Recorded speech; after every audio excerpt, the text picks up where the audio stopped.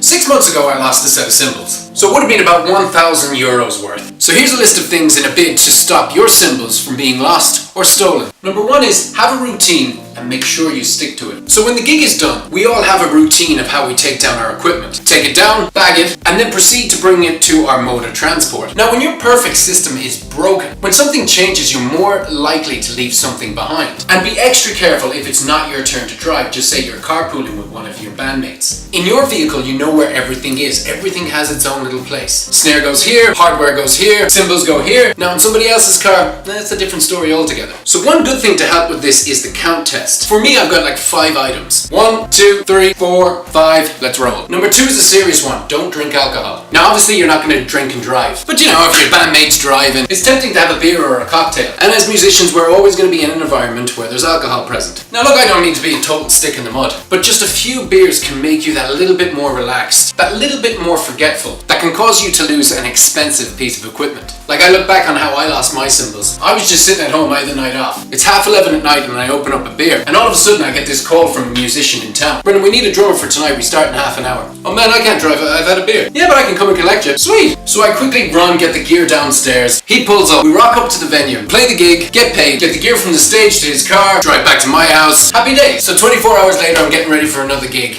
and the cymbals are nowhere to be seen. My cymbals were gone. Somewhere between the stage and his car, or from his car to my house, the cymbals were lost. But I only had 1 beer. What? Okay, I had 2 beers. Try again. I had 3 beers and that was it. One more time. Alright, I had 4 beers. There you go.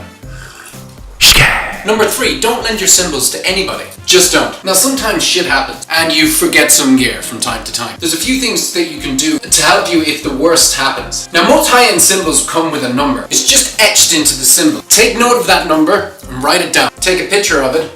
Keep the receipts and note any dings or scratches that might be only on your cymbal, or anything that can help you identify it. You could mark it with something. Now I don't know what the best way is to go around that, but I'm sure there's a way. Now this is not a guarantee that you're going to be able to get your cymbals back, but at least you have some proof that you bought them, or at least that they were in your possession at one stage. Which brings me to my last point. As soon as they are gone, or as soon as you notice that they're gone, make sure you make a police report. It just means in the future, if there is a dispute, you have made the report. You got the evidence that the cymbals were yours, and you still got your receipts. And then you have a fighting chance in some way of getting them back. Hit me in the comment section if you have a horror story like my one. And seriously, learn from me, because it was a hard lesson to learn. You know, that was a lot of money. And even at the end of the day, I would gladly pay another 1,000 just to get them back.